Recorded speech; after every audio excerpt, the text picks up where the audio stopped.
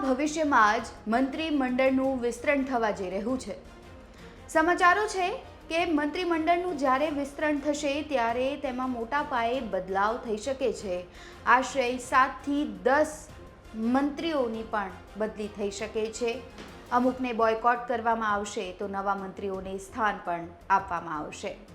આ બધાની વચ્ચે અત્યારે ભારતીય જનતા પાર્ટીમાં એ ગણગણાટ જોવા મળી રહ્યો છે કે પેરાશૂટ નેતાઓને શા માટે ચાન્સ આપવામાં આવશે।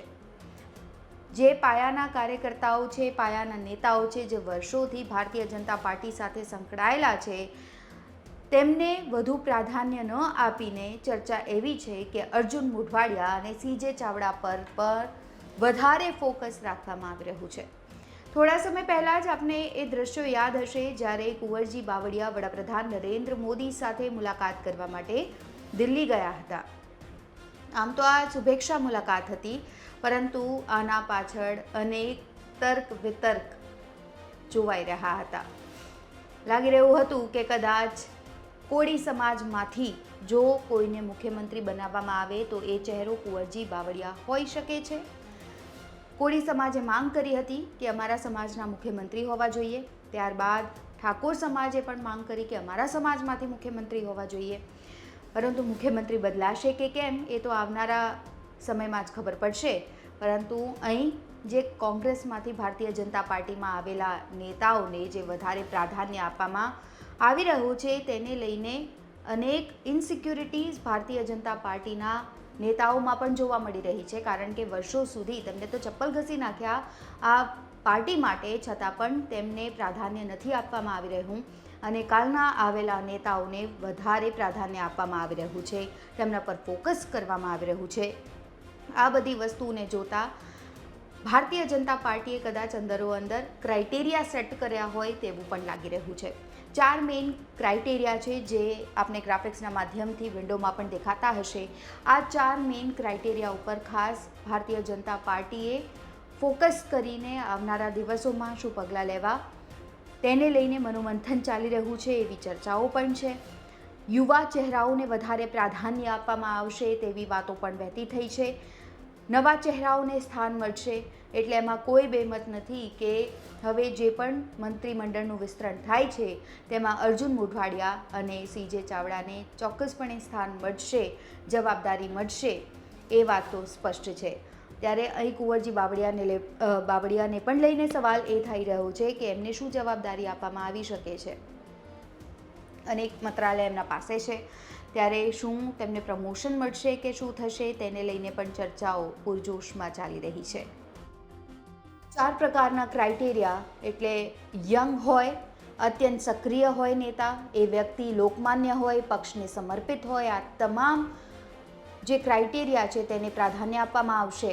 પક્ષ જે કે એ તૈયારી રાખવી પડશે એ કરવા માટે। શિક્ષિતને યુવાનની વાતો પર પણ નજર કરવી રહેશે।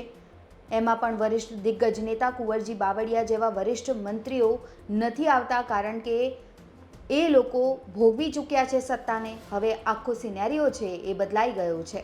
હવે સરભર કરવા એક આખી કવાયત ચાલી રહી છે। CR પાટીલે પણ કહી દીધું છે કે મારો કાર્યકાળ પૂર્ણ થઈ રહ્યો છે એટલે મને જવાબદારીમાંથી વહેલી તકે મુક્ત કરવામાં આવે।